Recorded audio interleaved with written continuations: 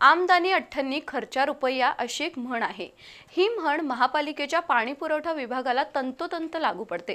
महापालिका दररोज 240 MLD पाण्याचा उपसा करते, पण प्रत्यक्षात शहरातून केवळ 60 MLD पाण्याचंच बिलिंग होतं। म्हणजे रोज 180 MLD पाणी गायब होतं। दुसरीकडे महापालिकेला दर महिन्याला पाणी उपसा करण्यासाठी 2.5 ते 2.25 कोटी रुपयांचं वीज बिल येतं, तर जलसंपदा विभागाला महिन्याला 1.5 कोटी रुपये पाणी बिल द्यावं लागतं। म्हणजेच वर्षाला सुमारे 48 ते 52 कोटी रुपये खर्च निश्चित आहे। त्याशिवाय कर्मचारी पगार, देखभाल, दुरुस्ती खर्च करावाच लागतो। पण त्या तुलनेत महापालिकेचं पाणीपट्टी उत्पन्न वार्षिक 50 कोटींवर जात नाही। त्यामुळे दरवर्षी हा विभाग तोट्यातच आहे। दुसरीकडे पाणी पुरवठा विभागातील काही कर्मचारी मात्र गब्बर झालेत। कोल्हापूर महानगरपालिकेच्या पाणी पुरवठा विभागातील काही मीटर रीडर नुसते पैसे छापतायत अशी लोकांमध्ये चर्चा आहे।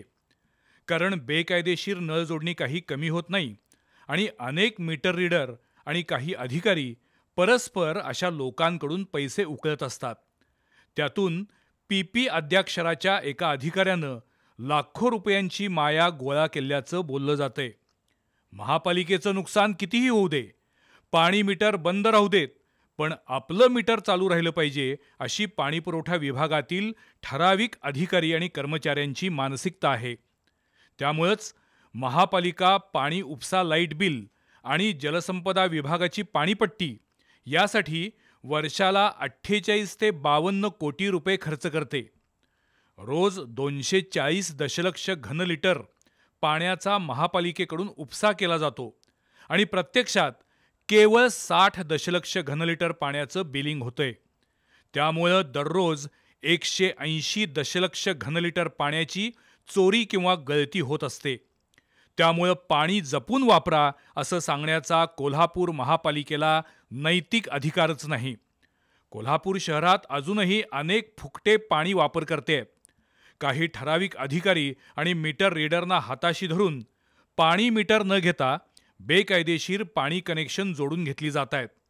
आपण आपल्या मुलाबाळांना पाण्याची सुद्धा चोरी करायला शिकवतोय याची जाणीव किंवा भान दुर्दैवानं अजूनही काही जणांना नाही। तर अनेक मीटर रीडर किंवा महापालिकेचे अधिकारी पगार महापालिकेचा घेतात आणि महापालिकेलाच खड्ड्यात घालतात। तुमचं पाण्याचं बिल कमी करून देतो, मला एवढे एवढे द्या असं सांगून अनेक मीटर रीडर आणि त्यांच्यावरचे अधिकारी परस्पर सेटिंग लावतात। त्यामुळे महापालिकेचं पाण्याचं उत्पन्न काही वाढत नाहीये। त्यामुळे दरवर्षी जवळपास 30 कोटी रुपये पाण्याची महापालिकेची थकबाकी असते।